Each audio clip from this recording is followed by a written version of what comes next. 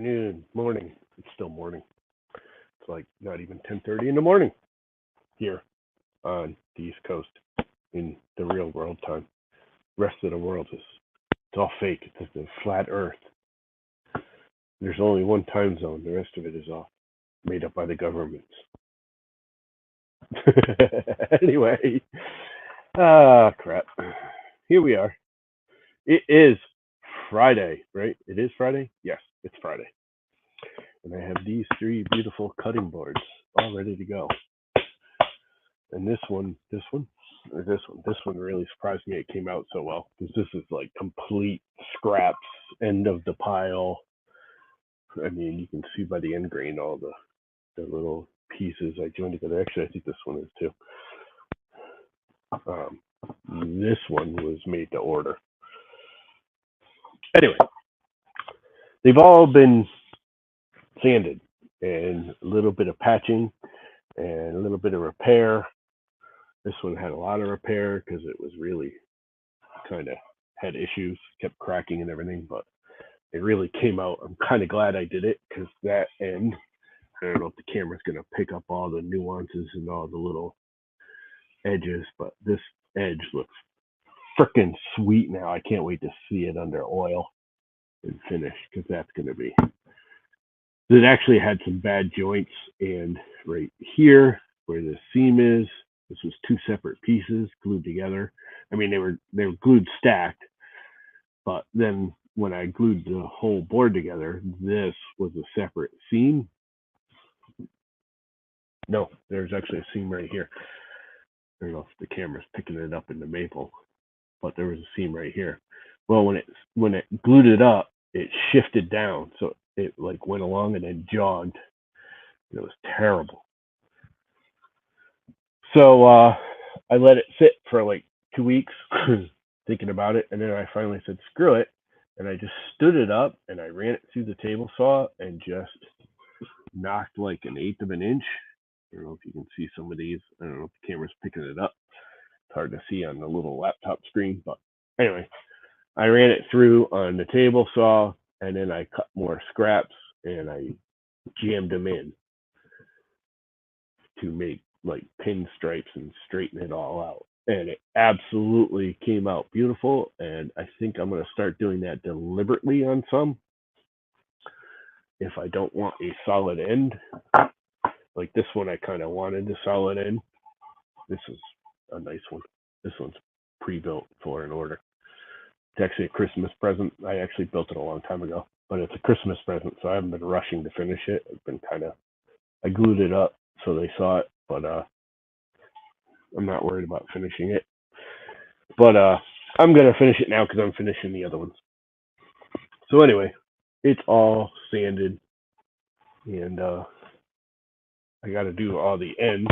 I've sanded the tops and bottoms with machine. I've done everything once with 80 and 120 and some hand sanding, and now I'm just gonna go.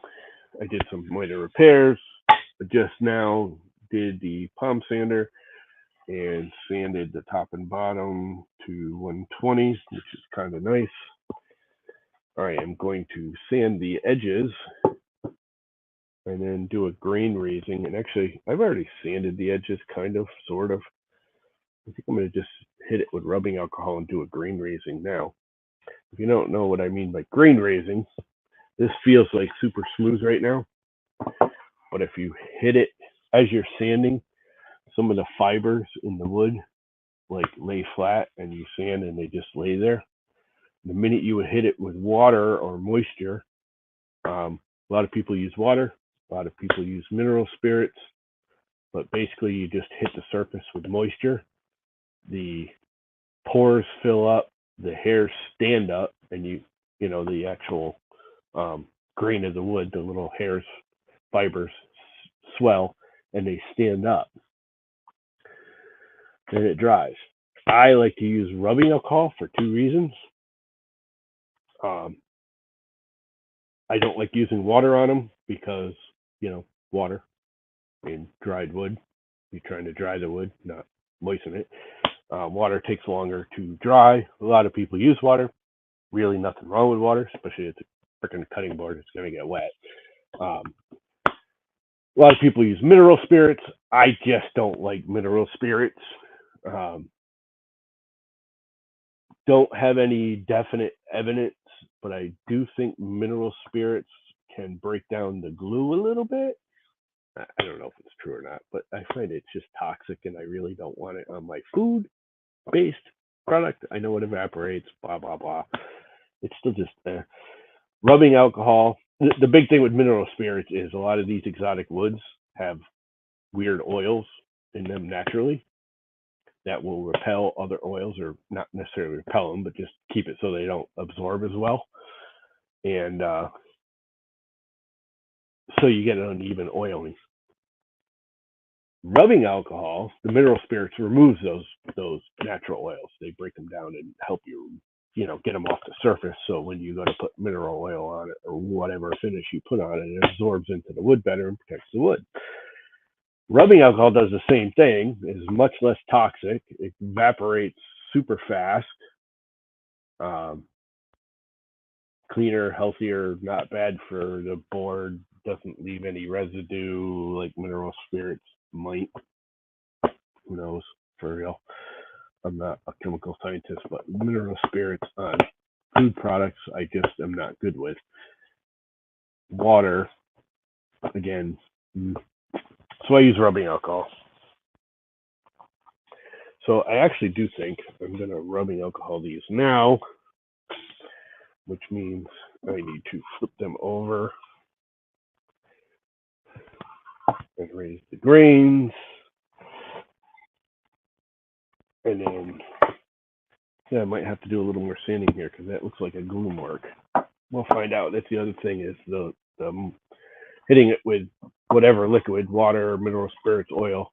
If you have a glue spot, like right here, I'm pretty sure that's a glue spot. I don't know if the camera's picking up the color differentiates. There's one here and one here on this. I don't think I sanded this enough. This might have one too. The liquid, I hope I have enough rubbing alcohol. I do.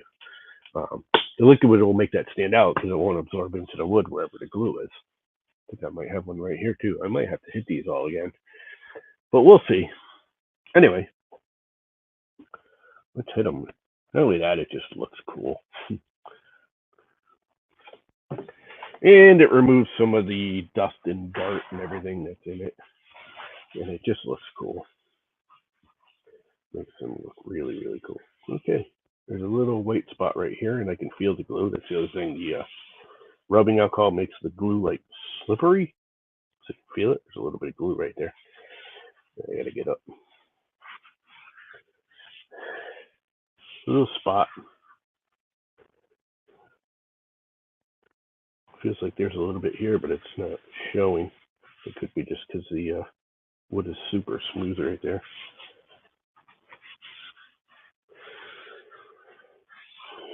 Let's rub it all down. There's definitely some right there. Gotta remember that. That should come out with hand sanding. The grain's not really raising. No, I did do this once already. I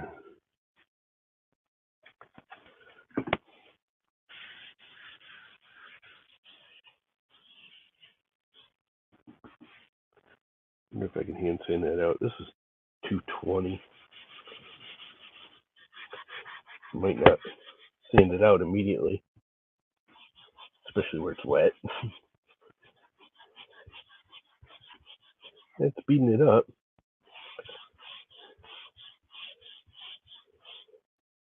Looks like it pulled it out. It sure did. Pulled the glue right out of there. Ooh, knocking over the rubbing alcohol. That's alcohol abuse, ain't it?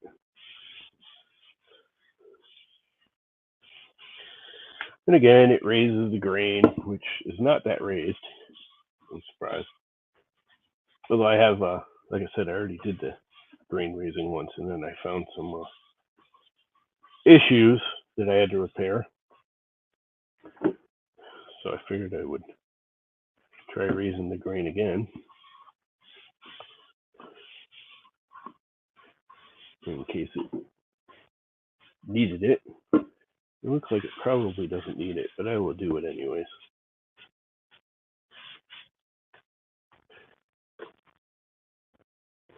And it pulls out the oils and any sawdust that got packed into the pores and kind of goes over it. Make sure I haven't missed anything. Now let's put painter's points under it because we're on our final stretch, so I don't want to set it into dirty paper towel.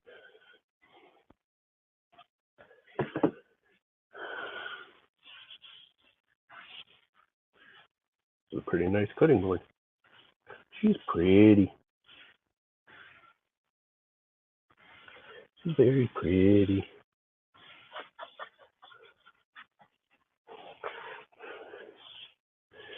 These are all kind of, these are, my problem with making these like random pattern-y, this one isn't so random pattern, but it is. I mean, it's random pattern. I like them so much. After I get done with them, I'm like, ooh, I want to keep that one. Oh, I want to keep that one. Oh, I want to keep that one. I like them all too much. I want to keep them all. I don't want to get rid of them.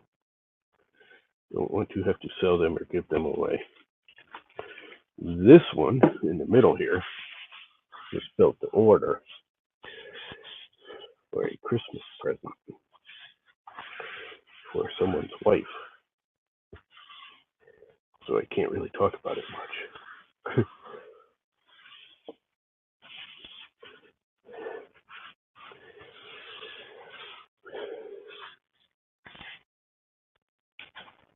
But Christmas is so far away.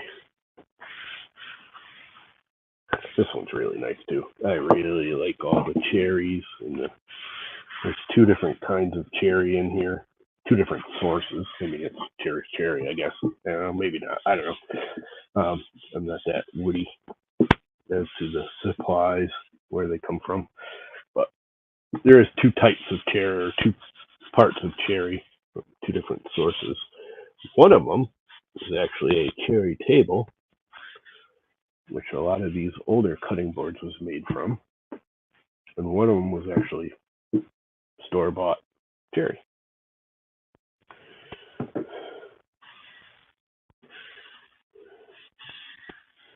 And there's a sanding mark there that I got to get rid of. A little notchy here that I didn't see before. That needs to go away. Little sanding. I'll just take care of that.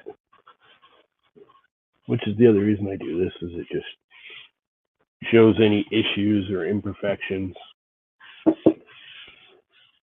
Anything I did to it, doing what I'm doing right now, like flipping it around.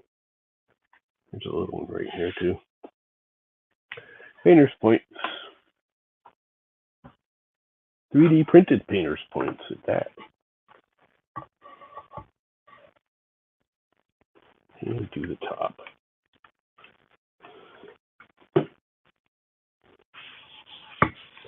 And just pull out, show up. Lets me see what it's going to look like, if there's any issues, if there's any cracks or spots I need to fix. This is a really nice one. I really like the look of this one. A lot. It's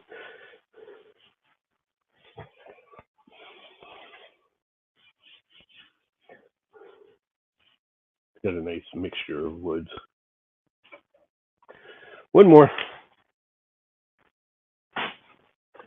Then let them sit and dry. Which, again, doesn't take that long because I'm using rubbing alcohol. And the pores, hairs, fibers, whatever you want to call them, aren't really rising all that heavily. So I may just brush them over. Again, I did this already, and I found some stuff, and all three of them had issues. So I patched the issues, but I've already done this. That is really cool looking. This whole band, the little thin bands. I like it. I like it a lot.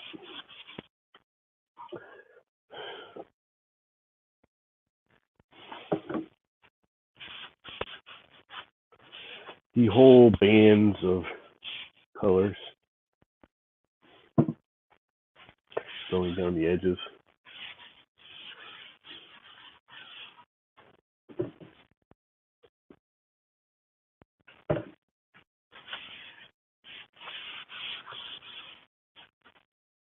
Did I do this in? I don't think I did I?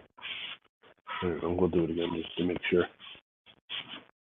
Because it doesn't really look like it.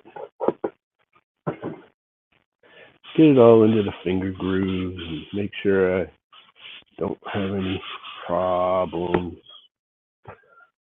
or issues. And put down some painter's points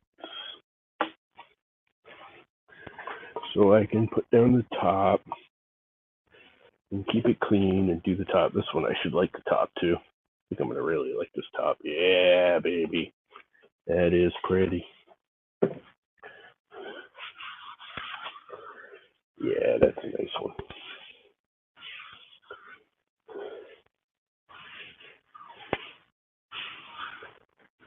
These are semi-spoken for, but if anyone would like to buy one, I'll sell them and make more. They're not really an order. They're going out as demos, as gifts, in hopes that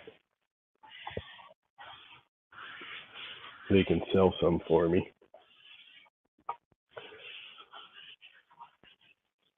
Yeah, I really like these two. I like them all. I actually like all three of them a lot. I like them all. I just like them. They're awesome. That is pretty though. So the next thing is I got some 220 on here. It's been on here a while. There's a few marks. There's a little bit of sanding goo on here. Let's see if I can take any of it off with the eraser here. I don't think I will. Yeah, a little bit.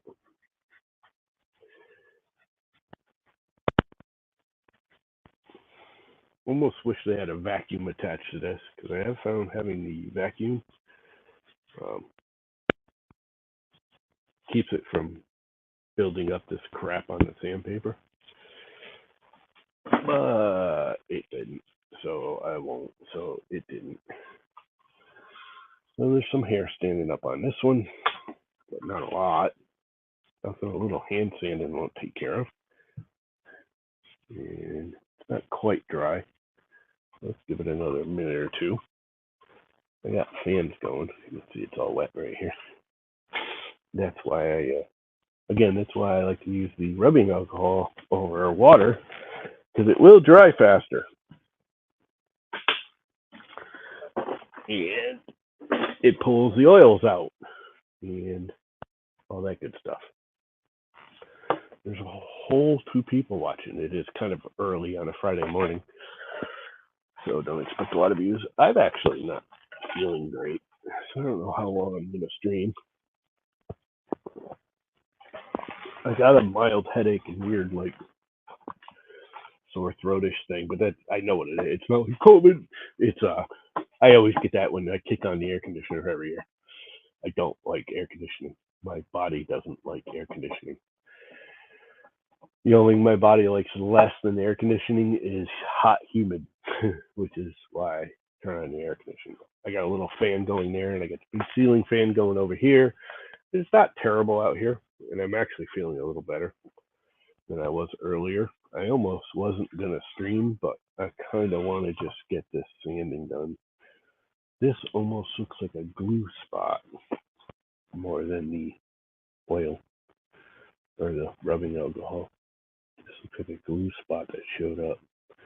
I might have to take a power sander to this because that feels like glue too. That doesn't, but this does. You can see that shiny spot right there in the middle of the cherry. That might be where this board's just that microscopic bit shorter, not quite as high as these, and the glue after glue up, spreads out. And this is the bottom too, so it gets in the jig. I clamp them all in. But we'll give it a couple more minutes. let it dry out. There's still rubbing alcohol in the finger joint, in the finger groove. So there's that. So what are you guys up to? The one whole person watching, supposedly. It says there's one whole person watching. It's unusual even for me. I usually get 2 or 3 at least. Jeez. I guess it's just a bad day. Either people are tired of me ranting on Facebook and Twitter at the idiots, but we won't go into that. Anyway, so there they are, letting them dry. They look really nice. They are very pretty. Very, very pretty. I think I'm going to take a little rougher sandpaper and hit this one. I might even hit it with the machine.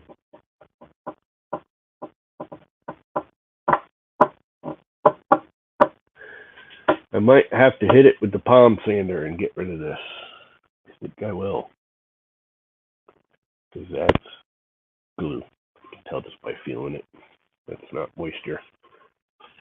Which is weird because it didn't show up when I hit it with the rubbing alcohol. Let's hit it again and see what happens. Just for giggles. Yeah, it's not showing up. The glue won't let it absorb the rubbing alcohol, so you get a very distinct color transformation.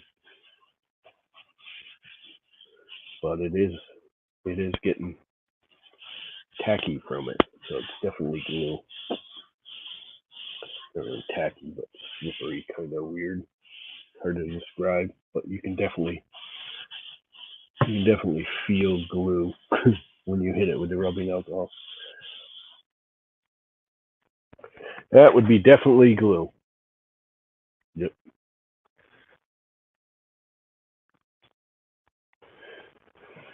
There's a layer of glue there, which means the oil won't soak in. That's going to have to be hit with the palm sander and a little higher grit, lower grit, higher grit, whatever you want to call it. Lower number, higher grit. Like some 80 or 120 instead of the 2 or 180 or 220 or whatever I'm going to use from the hand. I think I got 220 on here, which is a little soft, but I'll use it whenever I can actually start. Well, that's all wet now.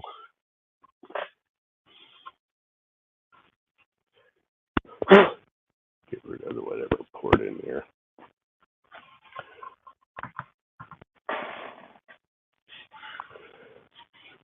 You can tell it's still a little humid because these haven't dried out yet. They usually do by now.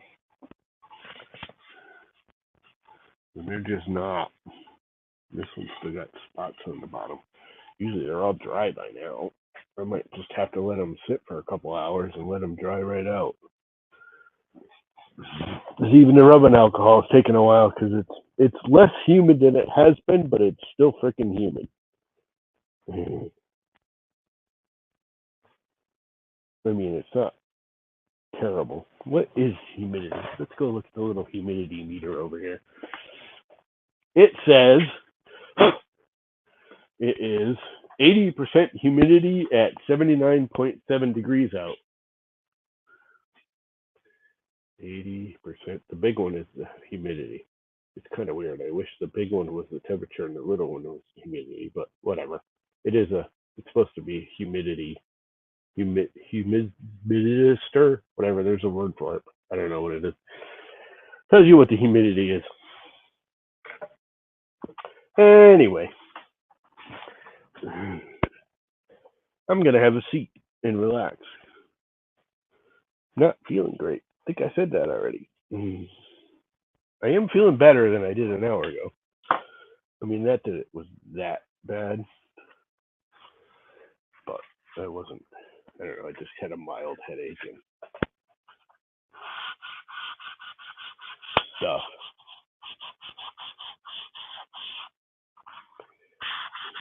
Little router mark right here. I'm seeing. Yeah, I want to get rid of. little foamy, I don't know, doesn't even say what grit this is. I'm guessing it's like 100, 120 by the feel of it. Yeah, this is 220. Foamy thing. I use these to go over all the edges, to round them over, so they're not super sharp. I have a love-hate relationship with these foam ones. I don't think they're all that great, but they're perfect for this kind of thing right here.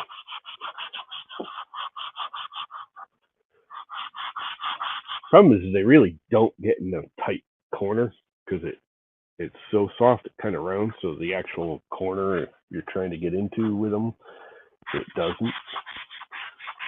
But they do follow contours better.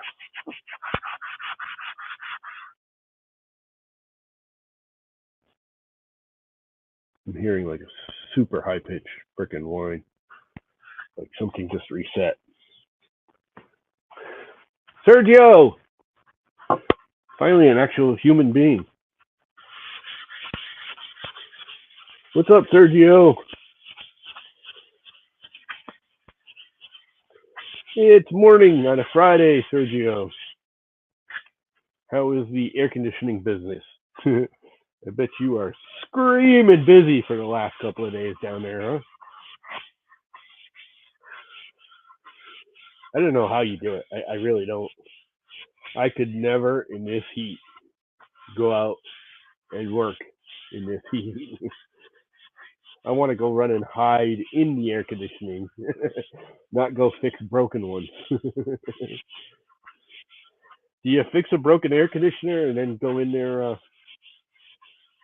go into their building or room or whatever and sit there for an hour and go, yeah, it's working? I know I would have to. I don't like heat and humidity. I am a cool weather person. I don't want to say cold weather because I don't like extreme cold either. But I'm a anything above freezing and below 70, I'm happy. Once it gets over like 70 degrees and 90% humidity, I'm not a happy camper.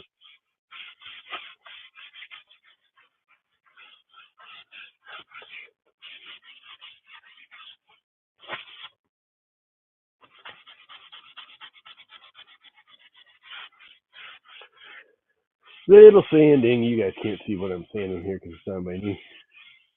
Fix, chicken, go. So sweat, sweat, and more sweat. That's the problem with your job, man. You're never in the comfort of your own work.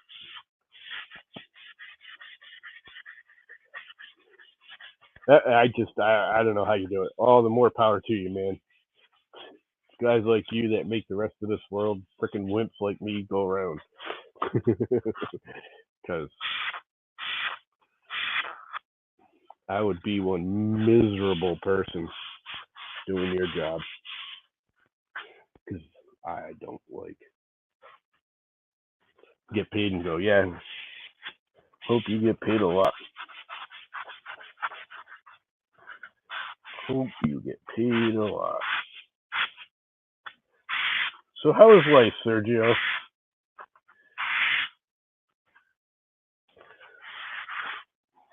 I need a heavier grit right here. In fact, I think I'm going to do the scraper thing. I think the scraper will be better right here. So you can see it right here. See the color? Let's get out a scraper. Which scraper has an actual edge on it? I gotta clean these all up. This one does. Not a great edge though. The other side better. Doesn't feel like it.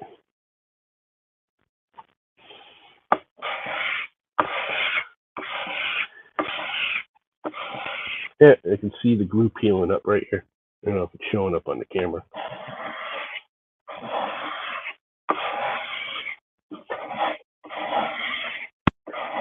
Because the rubbing alcohol actually soaks into the wood underneath and separates the glue from it when it's on a surface like that.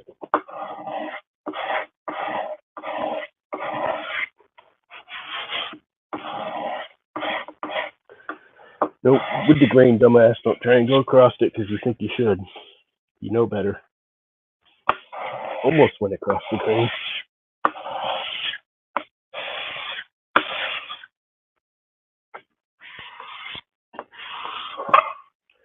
I need to put dogs in this here bench so I can do this without having the thing slide.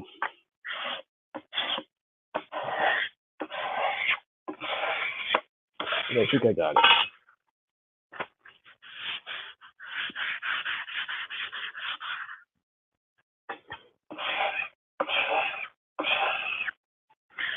Maybe not. Card scrapers are awesome. What's the price of one of these cutting boards?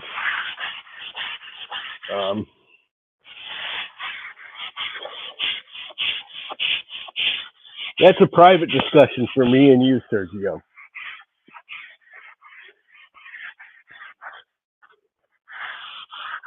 Normally, I get about 140, 160 bucks. But there's no way in hell I'm going to sell one of those to you for that. Because you're like awesome. And you've done me more favors than I can count.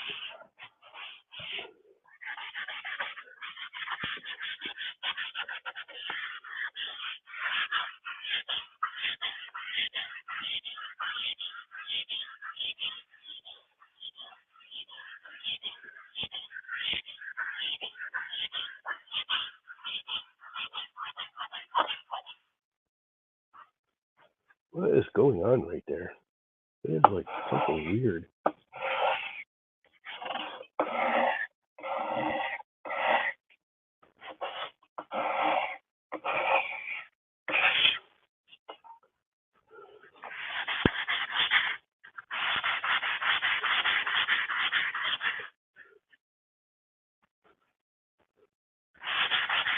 You might have to get out the actual power sander here, palm sander. Because there's like stuff right here.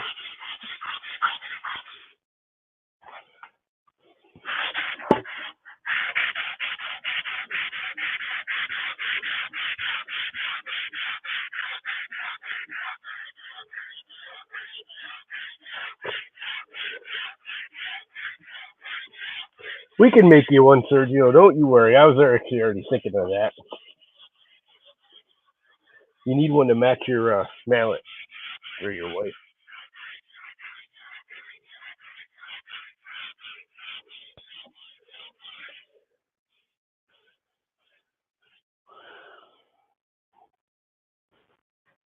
These have all been kind of spoken for. Kind of, sort of. This one has. These two are kind of going to someone already.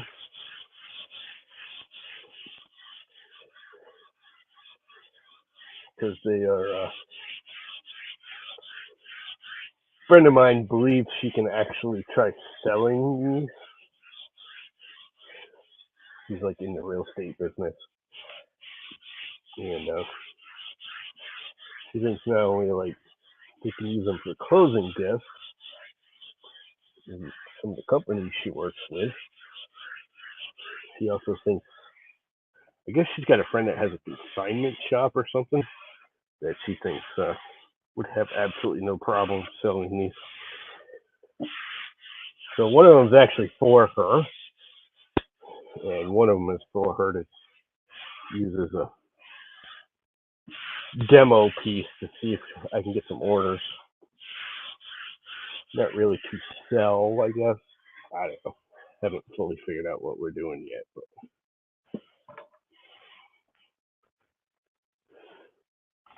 this edge is so cool. This is like one of the worst screw ups I ever did, and now it's like one of the nicest ones of all because it's purple heart, black walnut, maple, cherry, more black walnut, wingay, more purple heart, and more maple.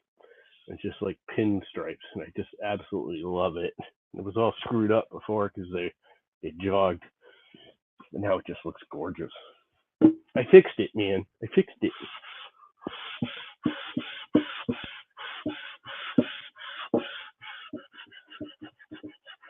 I fixed it.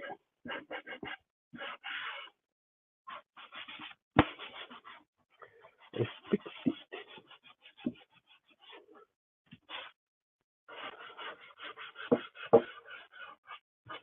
Little 220 on the edges.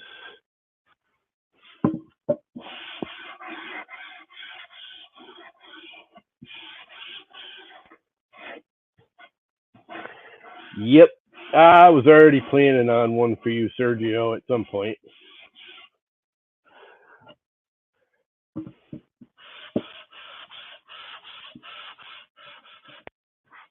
At some point.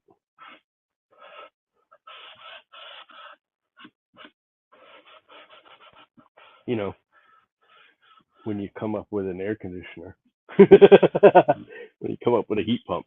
Come up with a heat pump and I'll give you a couple cutting boards. No.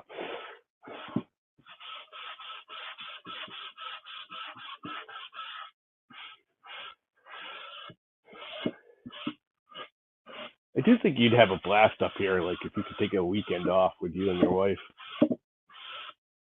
Because there's a lot, of casinos are around here, the sub bases all around here. You got, what, 3 casinos actually. It's really only the 2, but because the new one, the MGM isn't, it's less than an hour away. You got Foxwoods and Mohegans are 10 minutes away. And the MGM is just over the Mass border, so you got to go straight up, and it's straight up 395. You drive right by the other 2 casinos, and you just keep going for 45 minutes, maybe, if that, and you run into the MGM.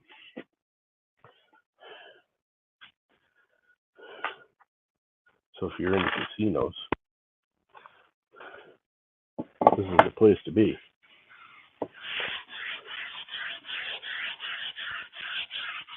And I should do the bottom first. That's what I should do. Oop, that's still wet. Nah. See what happens. It's not that wet.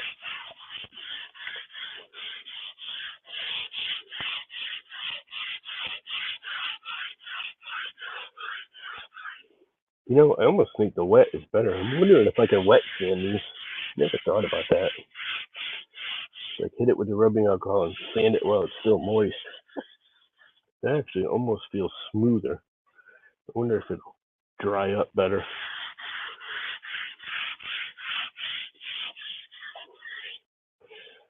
But the pores are definitely gone. Had a little lump right there. Where is that thing? Gone. Lump gone. Let's do all the edges. And all the angles. And break the square. Break all the corners back.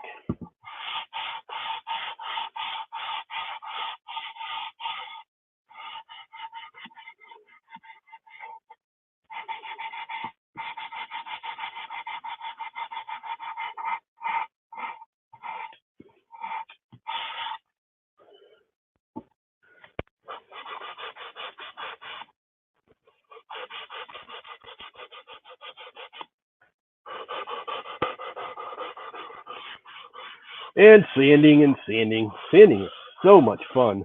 Not. I'm actually starting to sweat. I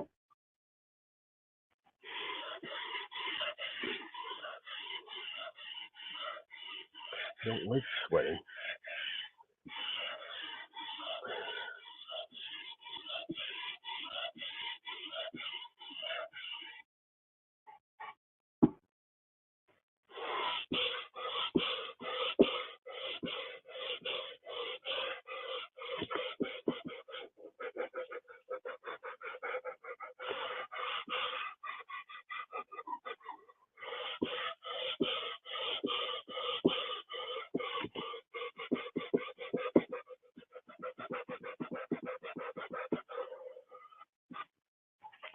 Okay, hand grips. I gotta find a better way to do this because this thing doesn't really fit in here, right? And I can do it electronically with this thing, with the pointed sander. But it kind of like whacks up, if I'm doing this face, it's hitting this one, and if I'm doing this face, it's hitting that one, so it always leaves weird marks. I'm never quite 100% happy with it. I mean, they're not terribly hard to get rid of afterwards, but I think there's got to be a better way. Must be a better way. So how come you're not out fixing somebody's air conditioner, Sergio? Oh, I know, because you got employees to do that. Smart man. He doesn't go out and fix them. He gets other people to do it. Not. I know he goes out and does it himself. It's a fact. The man works his ass off.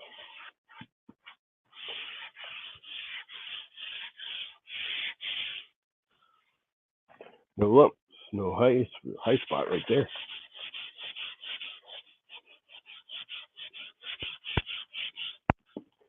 There's a little edge right here to get rid of that.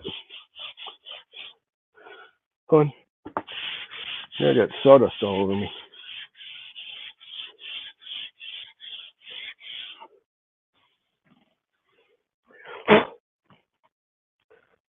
Might have to run the little vacuum here in a minute.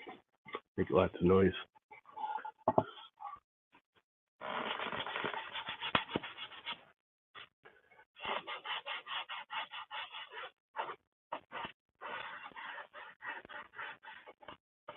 Make lots of noise.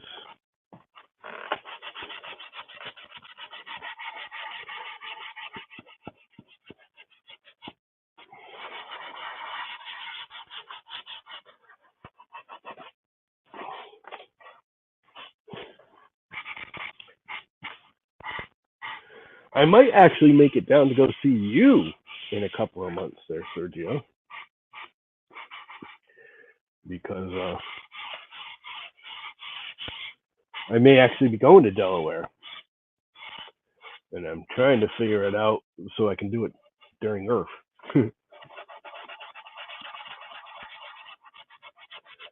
It would be kind of a one-day hit and run thing.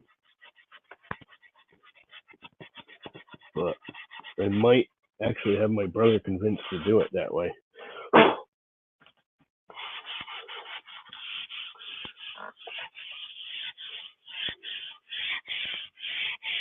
Because my cousin lives down in Delaware.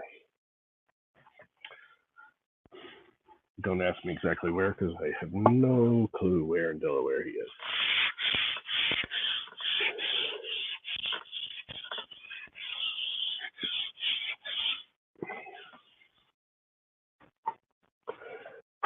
I think that's pretty good. You should all have painter's points under them at this point. Because it's the point for painter's points. Yeah. I figured you did it more or less all the time anyways, just because it's you and you're one of those guys that just does things. You're kind of like me in that sense that a lot of times it's just easier to go do it your damn self.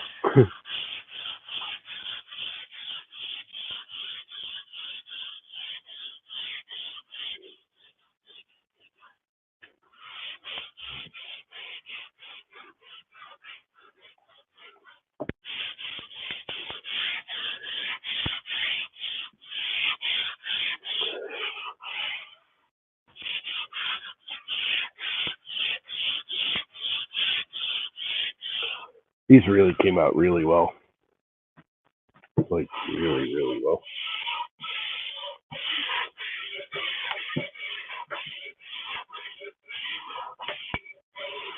This is the last one I got to hand sand. I think I'm almost done sanding. I just got to Clean them up, we'll vacuum them off, and then soak them in oil.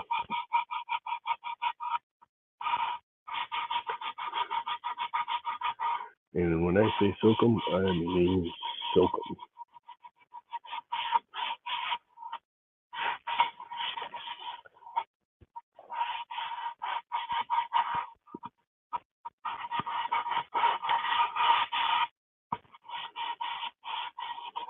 Gotta find something that gets in this arc better. I mean, this is okay, but it's not really getting in there as well as I would like.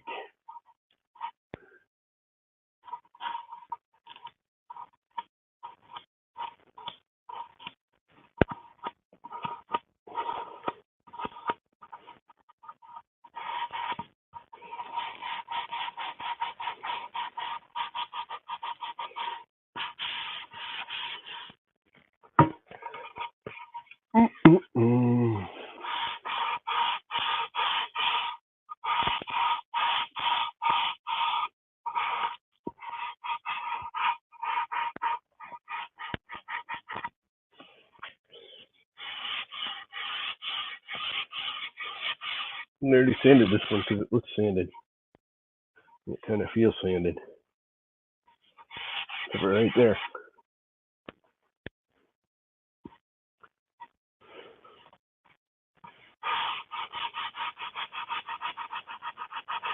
A little over sanded never hurt anyone, right?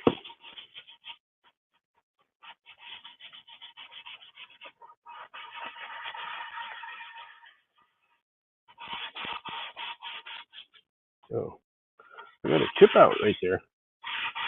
Took care of it. Small. All done. Phew. That would have sucked.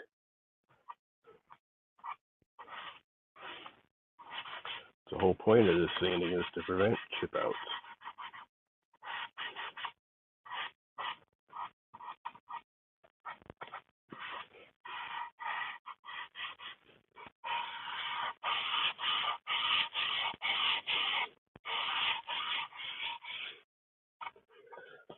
All right. I think all I got to do is the top. Yep, got to do the top. And they are all done. And then I can vacuum and tack cloth them and then hit them with mineral oil.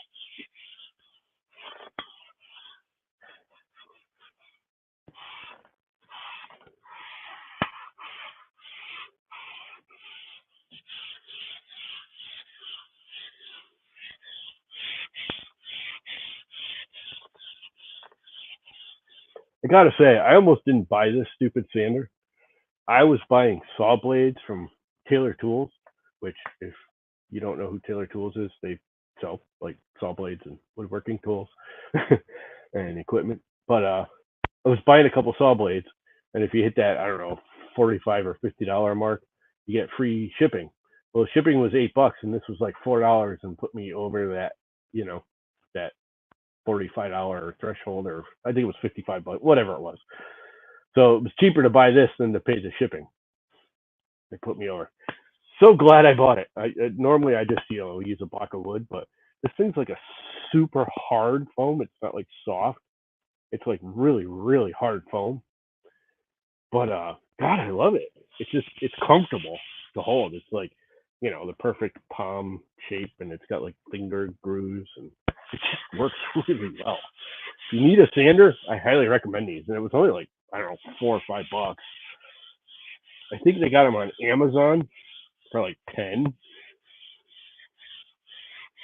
I mean, this was it was on sale at the time. I'm pretty sure. Actually, I think it's got a defect somewhere because it was in his.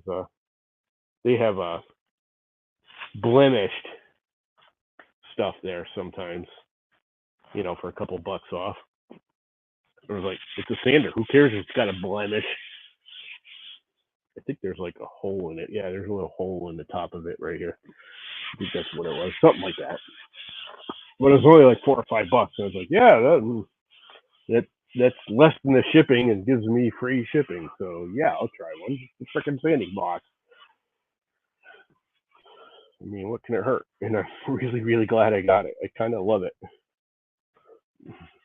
to be honest with you. It's a really, really nice. I might literally go out and buy a couple more.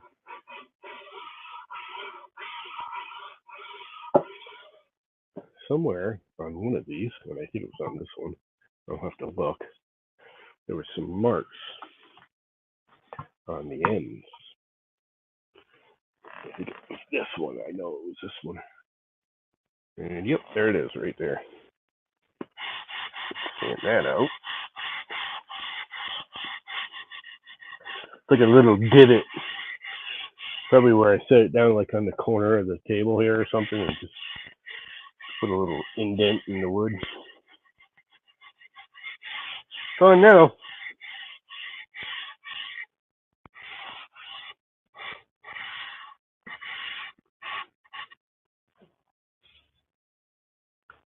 Oop, maybe not completely gone. I can feel it.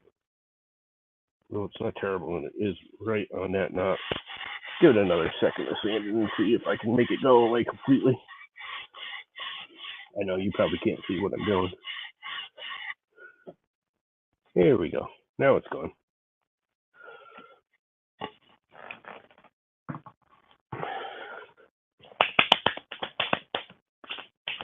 The only problem with hand sanding. All right, I'm going to mute it for a second because I'm going to run the vacuum cleaner. Where's my little mute? There it is.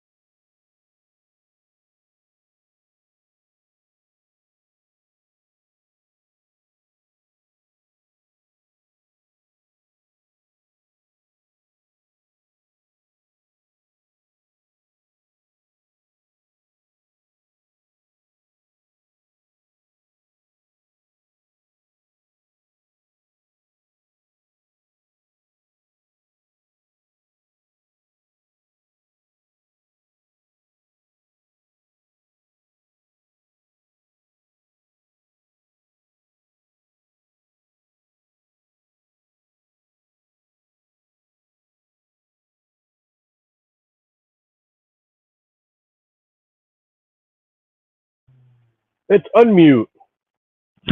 Hey, almost ripped my earbuds out of my ears. And let's just run the tack cloth over the top a little bit. Again, I'm just oiling this, so it really doesn't matter. It's not like I'm going to be spraying it with polyurethane or anything. So even if there is a little sawdust on it, it really doesn't matter. Just want to get rid of most of it, just because, why have it there when you don't need it? It doesn't really hurt anything. It just gets oily like the board does. Just oily sawdust then. I think it's time for a whale.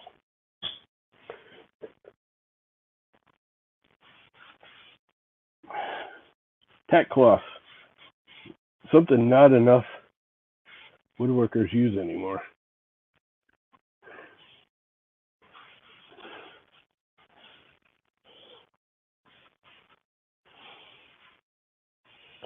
They work stupendously for getting rid of unwanted crap in the pores.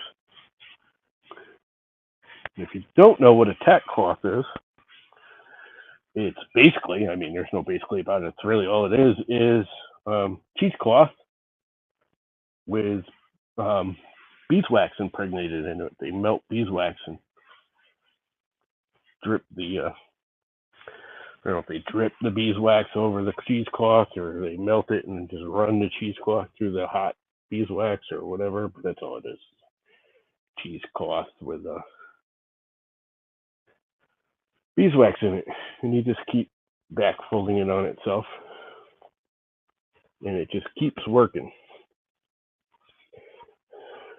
And you can use them forever because even though they sort of get dirty, as you can see here, that dirt, when you fold it on itself and fold it in, soaks up the beeswax and soaks up the thing. So, after a while you got to stop. But I don't know if you can see it on the camera, but there's a noticeable difference. Like I can see all the pores, especially in the wingay here, in the really dark wingay, where even the vacuum didn't get all the little white sawdust particles out, and this is just pulling it right out, and you can see it on the cheesecloth too.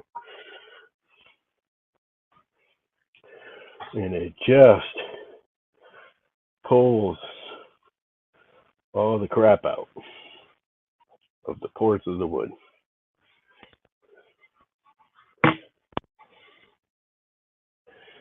So let's clear this thing off a little bit here and get the computer kind of away. I don't know how far away I can go because, I don't want it falling off the desk here. And actually, let's flip them over. Start on the back. And you know what? Let's set them in the chair, and I'm going to put new paper towel down because this paper towel is covered in crap. Sawdust, but still crap.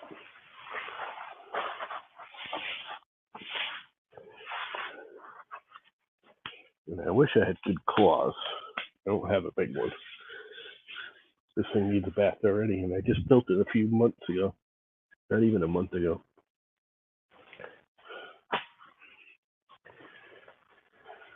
And let's put some paper towel down, just because it helps absorb some of the mineral oils just soaking into the table, which it won't, because the table's all polyurethane. But it just makes me feel better about it. Because it still soaks into the table and gets everywhere. But, it makes me feel better about it. And that's all that matters, I guess. Put them on upside down. So we start on the bottom. Find the mineral oil, which is right here somewhere. I got the squeezy bottle right here. You guys ready for this? What's up, Timmy? Tim Timmery, Tim Timmery, Tim True. We watch him build a printer, and then he builds a second one too. Let's hit it with some mineral oil and see what happens. Squirty, squirty. Squirty, squirty. Squirty, squirty. Squirty, squirty. Really good food grade mineral oil. Like this is good stuff. It's not the cheap stuff. Just kidding. There's no real such thing as cheap stuff or good stuff. Food grade mineral oil. It's either food grade mineral oil or it's not. It's all kind of the same stuff. God, that looks so awesome. I don't know. Does the camera show the color change? I kind of hope it does, man, because it is pretty. The darks get really dark, and the brown, the midtones get kind of golden, and the purple heart gets kind of, well, purpley.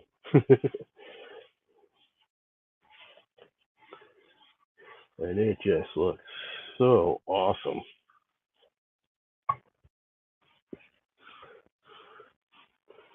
Just soak it in, board. Now, one thing you got to watch for, which I always thought was funny until I experienced it, is you kind of have to do it really quick and flip it over and do the other side, the top and bottom. Because believe it or not, and the same with the rubbing alcohol, whenever you use moisture on these kind of cutting boards, you can actually warp the board rather quickly if you hit it with a liquid on one side and not the other. There's like, I don't know, tension from the pores swelling or something. I don't know the exact technical reasoning. I'm assuming it's something along those lines. But if I just left these right now for like 15, 20 minutes without oiling the tops, the board would warp. It would cup. It's freaking bizarre. And let's get mineral oil everywhere. God, these things are awesome. And yes, you flood them because I'm actually trying to get the mineral oil to like seriously soak into this, which is why you see why I'm putting so ridiculously large amounts on. But God, I love this step. This is my favorite step of this whole thing, right here. Adding the mineral oil for the first time. For one, it actually is good for your skin.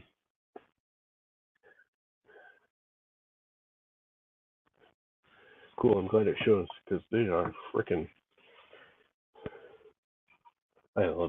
This is my favorite part of this whole cutting board part. Pretty much any woodworking. I love the finish. I don't like finishing, if that makes sense. Especially like I don't know. I have a hard time like choosing whether I should use polyurethane or you know shellac or oil base or water base or I always like there's too many to know. I mean, but with the cutting boards, it's like mineral oil and wax. That's it. You don't do anything else. You don't use polyurethane or you know anything on them.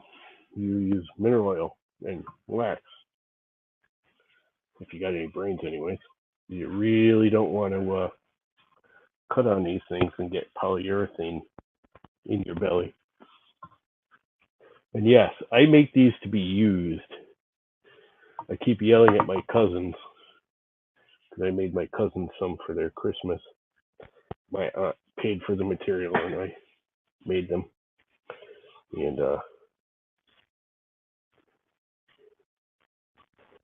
they're like, we can't use them. They're too pretty. We just use them for Like cheese boards. It's like I could have made you a cheese board, not a full-on cutting board. These are full-on cutting boards. You're supposed to cut on them.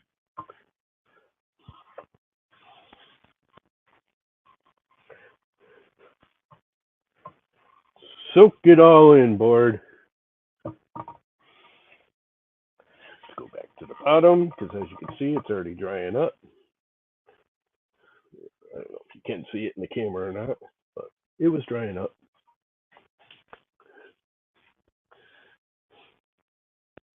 And you literally want this to puddle up on it because, and I'll do this 2 or 3 times depending on how quickly it dries out.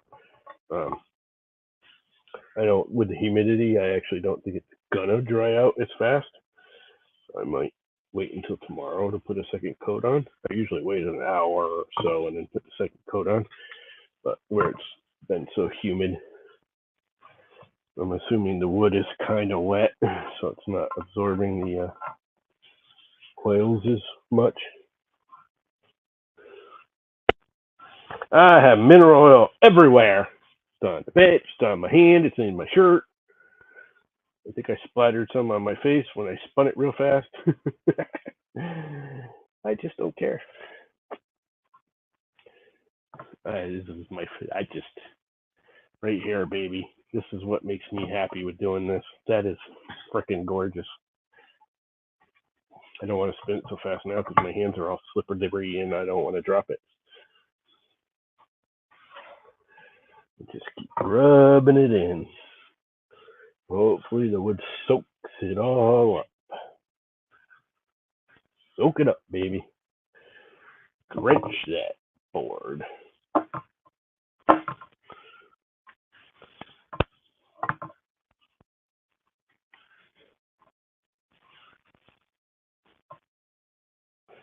I think I'm done. My hands are all oily. Oily. Oily doily. They feel good though. Now all dried out and cracked.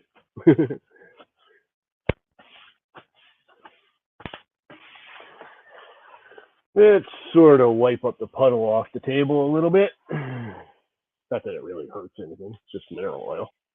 It's probably actually good for the table, even though the table's polyurethane. Probably good for the wood underneath. Certainly, probably not hurting it any. But I don't like puddles of anything. It just looks bad.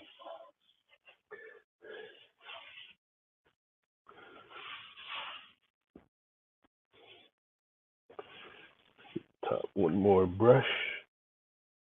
Just because this Purple Heart right here looks freaking fantastic.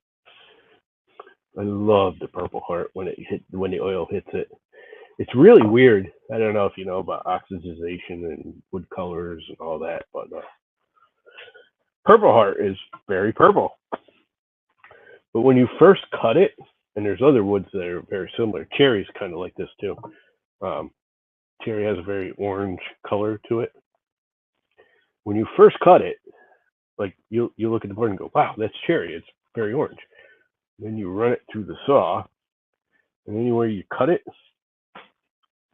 it turns gray. What's up, Boyd's Custom Fab? How is life? Did you go buy some clamps yet? Yeah, this is my thing. I did this by accident, just so everyone knows. I originally started doing this kind of cutting board instead of just strips like everybody else does, which is why I continue to do it because everyone else just does stripes. I have multiple brothers. My oldest brother and I reclaimed a whole bunch of wood. He had old bureaus and stuff in his basement, and a lot of it was black walnut. And actually, some of this cherry, some of the darker cherry, is from it too. We took furniture. He had bureaus and tables, and I had an old cherry dining room table that no one wanted, and I needed to get out of the dining room because it was just too big and bulky, and we already replaced it, and it was damaged. But the top was still good, so I took the top and I planed it off and cleaned it up and made a cutting board for my second oldest brother and his wife because he gave me a bunch of tools when they sold their house. He's like, I don't need them. I don't want them. I mean, he's like, I want them, but if I give them to you, I can come over and just use them, and then I don't have to store them. So the planer was his. This bandsaw you can't see here was his. This jointer was his. He just gave them to me. He said, come get them the hell out of here. Not only that, all of that oak up there, which you can't see, but most of you have seen before, is like 150, 200-year old oak beams were his house. And he's like, come get it, take it out of here. Um, so yeah, I just cut it up, and his wife was like, you know what? I'm like, what can I, he gave me all the tools. I'm like, what can I do for you? She's like, I really want like a unique cutting board. Just make me a cutting board. We'll call it even. Because it was actually her house, all that oak came out of. And I know you can't see it, but most of you who know me know how much oak I have over here. There's a lot of, their house was built out of oak. Like modern houses are all pine and spruce. That house was built out of oak. All the studs, all the beams, all the floor joists, the whole house built out of oak. It's like an 1800s, early 1800s house. Anyway, um, I made her a cutting board, and it was just scraps. And I literally just did this. And everything's random widths, random lengths, random colors, random woods. I mean, I do kind of go through it and go, okay, I like this. I don't just like have a bunch of walnut together. But anyway, that's what started this whole random thing. And everyone was like, oh, I want one. And then my aunt saw it, and she wanted one. And my cousins saw them, and they wanted some. And blah, blah, blah. One thing led to another. And now I'm actually buying wood and deliberately, randomly cutting it. And a lot of this, actually, with these three in particular, are the last of the leftover of the scraps from the original stuff. So it's all random widths and lengths and colors and materials. And I don't know if you can see it on the end grains, but they're actually, a lot of these were scraps from scraps that I glued back together lengthwise and then made more boards out of. So not only are they random this way, but they're also random up and down. And it's just pieces, parts that I glue together. And it's a lot of work, actually. Kind of like this one. This is just random chunks. I'm like, okay, those are all about the same width. And I just glued them together till they're the right height for the cutting board. And all of these cutting boards start at about 1.5/8 to 1.75 thick. And they finalize after planing and everything to about 1.5 inches, 1.25 inches. These two are 1.5 inches. I think this one's 1.25 inches.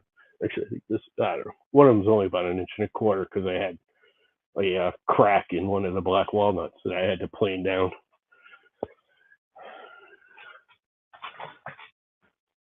No, it's actually wicked hard. It's not hard. It's just time consuming. It's extremely time consuming to build it random.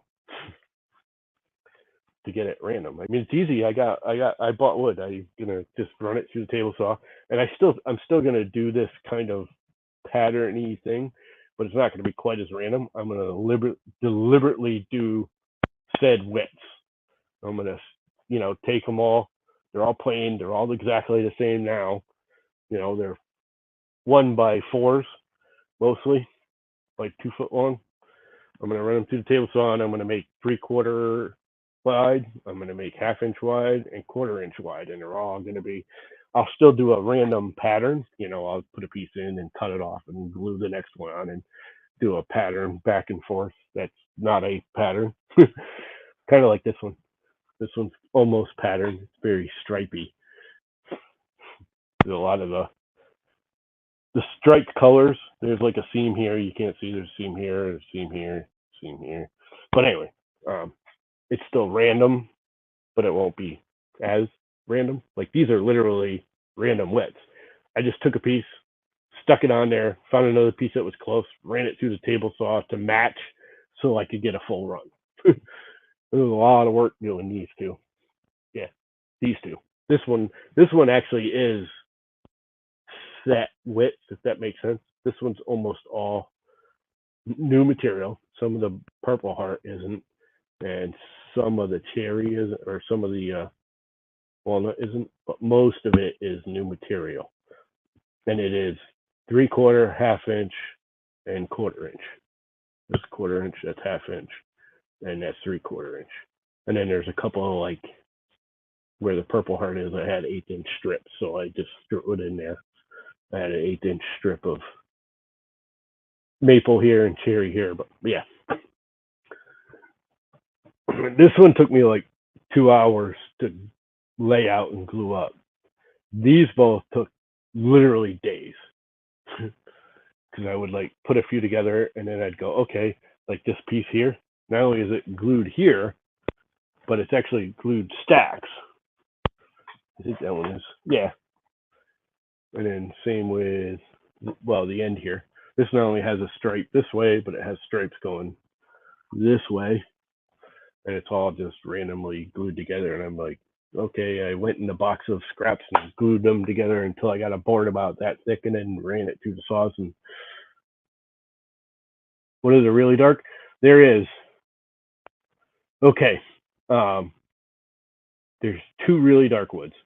There's black walnut and wingay. This really thick black one here, this is wingay. It's kind of like ipe. There is walnut, which is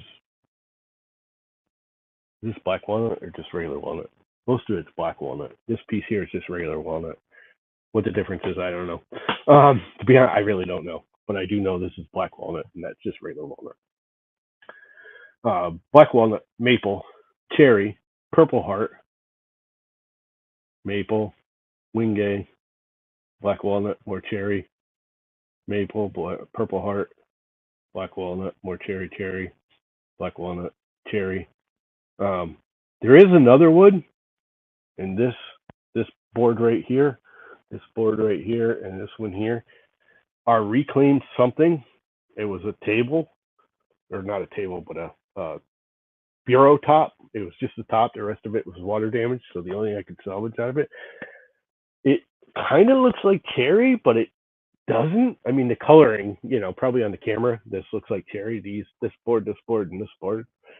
If you look at it now, it does not look like cherry. The green pattern's different, color's similar, but it's actually lighter. I'm not sure what it is. It's a hardwood, I could tell, because like when I whacked it with a hammer, it didn't just like dent. So I'm using it for cutting boards. I really honestly don't know what it is. It was a bureau top that was at my brother's house, and his house, just so you know, he had a bunch of furniture that was in his basement after him and his wife got divorced, and he left it in the basement. His basement flooded. So almost all the hardwood furniture, he had some serious antiques from like my grandmother and his in-laws and blah, blah. It all got left in the basement. Basement flooded, so most of it got damaged, and he was getting ready to throw it out. And we went and pulled like tops and drawer fronts and recycled it all. Wicked Walnut. What is up, Wicked Walnut? Yes, the wingay is pretty. The only problem I see with the wingay is I know a lot of people use it for cutting boards. I don't think I want to use it a lot for cutting boards other than for accents.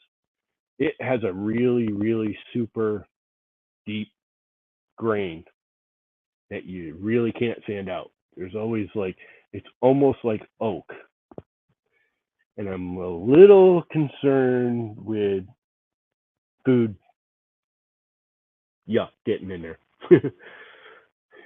I mean, it's not terrible. It's not as bad as oak. I would never use oak on a cutting board because the grain is so, porous, where this is kind of an open grain. It's stupid heavy, though. I mean, that's like, I used to do a lot of decks and stuff, and it's right up there with the Ibes and stuff like that we used to use on decks. It's in that weight. If you pick it up, you're like, holy crap, it's like a little board and it weighs like 100 million pounds. And you're like, oh, it's like iron. So it's super dense, so I'm not too concerned, but like just running your finger over it, like I can sand all day long, but there's still texture there where like the maple and the cherry and the walnut, you can't like catch your fingernail on it, where this I can. Like there's grooves there that you just can't sand out. So I am a little concerned. I know a lot of people use it in cutting boards, which is, we actually went out and bought that. That didn't come off anything. Me and my brother were in the local hardwood store and we looked at a piece and we only bought one. Like, I don't know, I still got half of it left. Like one, I guess it was pretty wide. That's why we bought it. Probably 8-10 inch wide, perfectly clear, 4 foot long maybe. I'm kind of looking at it over there, but the other half of it's still over there. Yep. Most of this cherry that I'm still using, I haven't cut into any new stuff yet. I have used some, but almost all of this is reclaimed. This one is new. This one's got walnut at either end. Yeah, this is actually new walnut, new wingay. A lot of the cherries new because again, this was the first one I did. I wanted to see if I could do a production line, buy material, cut it, do this kind of patterning in a semi-production line-y kind of way. I mean, if I were charging by the hour, I'd have to get like $400 or $500 for these, and I mean they're nice, but they're not $500 nice. They're $200 nice, maybe. I mean, they're nice. I like them. I like them a lot. People seem to like them, but I mean, I sold a bigger kind of charcuterie board. It was thinner but bigger for like $170, but it was quite a bit bigger. These are all about 16 by 10 or 11. Again, they're varying a little because ends cracked and they were, they're reclaimed lumber mostly. So if something was wrong, I had to cut ends off and stuff until I got to a clean spot. But I did the charcuterie board, which ended up being just under an inch thick. It was like 7/8 of an inch thick by the time I planed it and finished it. But it was 18 by 17, 18 by 16. These are mostly like 16 and a half by 10 or 11. They're all about the same size. They're not exactly. Again, this one I had to cut down because it had some cracks in the ends of the reclaimed stuff. Yeah, and they're all about an inch and a half thick too. They start out, all three of these started out at least an inch and 3/4 inch thick boards minimum. By the time you glue them all together and you're doing all this random patterning and stuff shifts, even if you try and clamp it all, you just can't. You just can't clamp it that flat. By the time you plane it and glue it, because I do most of these in at least 2 glue ups because I never get these joints tight. Trying to do them all at once, it's just impossible. I have discovered. So I do them in 2 glue ups, and then it shifts and blah blah blah. They're all about an inch and a quarter, inch and an eighth thick by the time they're done. By the time full sanded, full like where they're sitting now. And actually, I think this one might be a little thicker. These two, this one's a little thinner. Let's find out just how thick they are at final. Or get close. This one is exactly an inch and a half. That one's like, these are a little thicker, but you're talking an eighth of an inch. They're like an inch and 9/16, or 9/16. They're about an eighth inch thicker, which it's funny. You can look at that eighth inch. It's like standing here looking at it, it's like this one's thinner. You can see it. I mean, it's not a lot thinner, but you can see this one's thinner. Yeah, they're large. I mean, they're what I would consider a mid to large cutting board. This isn't like.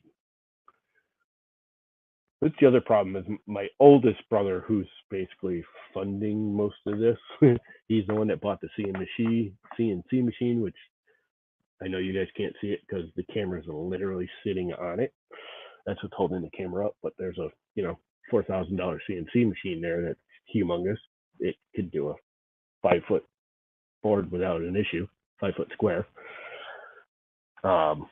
He's funded a lot of fixing, like all of these equipment. The bandsaw here, that planer, my second oldest brother gave me, but they're all 15, 20-year-old pieces that were laying in his basement. I mean, in his garage, and were like completely rusted. Like, I don't think you could get $100 for any of them, but I also know he bought them all new and barely used them. So we spent probably $100 minimum on all this.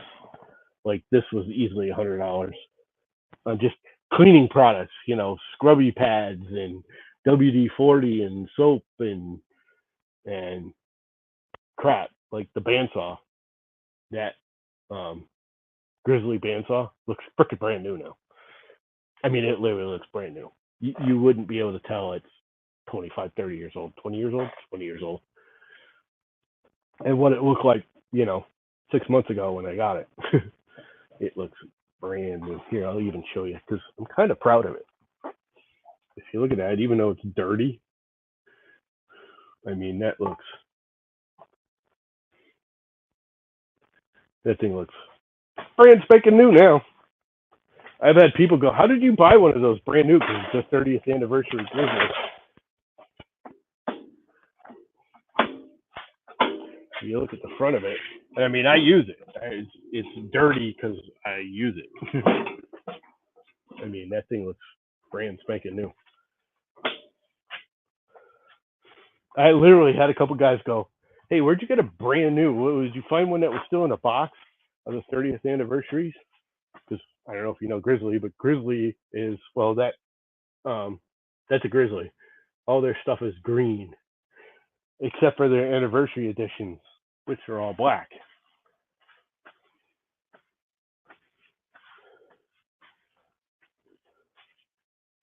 Those would cost $100 or more in the store. Yeah, that's like an $800 or $900 bandsaw, brand new, and it's pretty much back to brand new condition. I put all new bearings in it, rebuilt it, cleaned it, scrubbed it, leveled it, squared it, balanced it. It's basically in brand new condition. And again, he didn't abuse them. He just didn't do anything to them. They just sat there after he used them. He bought them, he used them for like a year, and then because just so you know, you can see all this now. You can see all the oak. This is all like 200-year-old oak. There's beams in there, like 2x4s and 2x8s and 2x10 beams that are solid oak. That's what that whole house was built out of, was oak. And he did the same thing I was doing. He pulled his attic out. That's where all this oak came from, was when he pulled the attic out and they put a third floor on their house. So they pulled the floor out of the attic and all the structure, pulled the roof off, all the rafters and everything, which a lot of this is all oak, and they put another floor on. Well, he bought all the tools instead of buying trim and everything. He did the same thing I'm doing. He just took some of the old oak, cleaned it up, ran it through joiners, planers, bandsaws, and made trim. And trimmed his whole new attic space, which was a new like bedroom and bathroom and kind of a sitting room. It was like a guest room and sitting room they built up there, um, and bathroom, and trimmed it all out of the old material. And I think they bought or started to, and I think he actually bought some because his wife slash girlfriend. It's her house. Yeah, they cost more than $100 in the store. The wood here, and again, some of it is just current times. Welcome to welcome to 2022. 5 years ago, a 2x4 was, I used to bitch at $3 when it hit $2.99 for a 2x4, and now they're what? Everyone's happy because they're down to like $4 and $5. Down to, I mean, black walnut is just, it's a domestic wood, and it's like one of the most expensive because it's one of the highest demands, and nobody's harvesting it or milling it because COVID and all that BS. But anyway, yeah, the oak isn't really. Everyone's like, "Oh, 200-year-old oak, yay!" I'm like, yeah, whatever. It's oak. It's nice oak. It's still oak. Oak is oak. Yes, it's worth more because it's reclaimed, but I keep trying to tell my brother that that oak is worth more money as a board than it is as furniture. I can make more money by selling all that oak as board foot than I ever could, building a table or whatever out of it. Now we are, anyways. I'm got a couple of tables I started, and I'm actually making a dartboard case, which I think is going to be fun. I don't think it's really worth it. I think we're actually going to lose money on the material using that oak out of it. But we just glued up the doors the other day, and I planed down the boards for the box, which I got to cut up and mill and glue together. But yeah, we're gonna make a dartboard case out of it, and coffee tables. Where is the coffee table top? What did I do with it? It's kind of big. It should be hiding from me. I mean, it's like 2.5, 3 feet long. It's a little, but it's black walnut and oak. It's actually kind of nice. What the hell is the top? There's the second one. I got another one. I just glued 4 boards together, and I'm gonna make a little end table or coffee table out of it or whatever. Where'd the coffee table go? Did I stack it on the pile? I don't know. It's here somewhere. Oh, there it is. It's over there behind the vacuum. Anyway, on that note, I've been doing this for an hour and a half.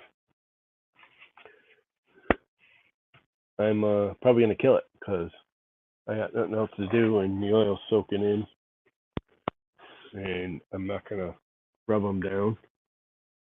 Oh, this one can almost use more already. But yeah, I think I'm done. Oh, and it's almost noon. I gotta go do my real life job, which is feed mom. So yeah, I think I'm gonna kill it. Y'all have a good day. Are you streaming later there, Boyd's Custom? I like watching you and your wife. It was really. I've watched you a bunch of times. I usually just lurk and like I'll be out here in the garage and watch. If you guys don't know Boyd's Custom, he does like woodworking out in his garage, kind of like I am, and he does some cool stuff and experiments, which I think is awesome. Um, but I just normally lurk, like I'll be sitting out here doing my thing, and I'll have it on the computer and have my headphones on. And it's like background. I very seldom actually like comment. I have a few times in the past, but last night he had his wife on, and she's like really awesome, and I just like her attitude, and she was funny. And you were fighting that plywood finger jointed thing, and I couldn't help but get involved. So I started actually chatting, and your wife just makes it fun. I think I would be more fun. It's not necessarily, she's. I mean, she's nice, but if I just had another person here to talk to besides just me, fucking rambling, I think it would be more entertaining. Does that make sense? Having your wife out there made it more entertaining. It was fun, more interactive. Does that make sense?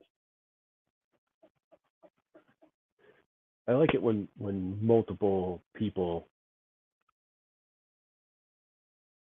Oh, that's your wife. Hi, wife. Hi, wicked walnut wife. uh,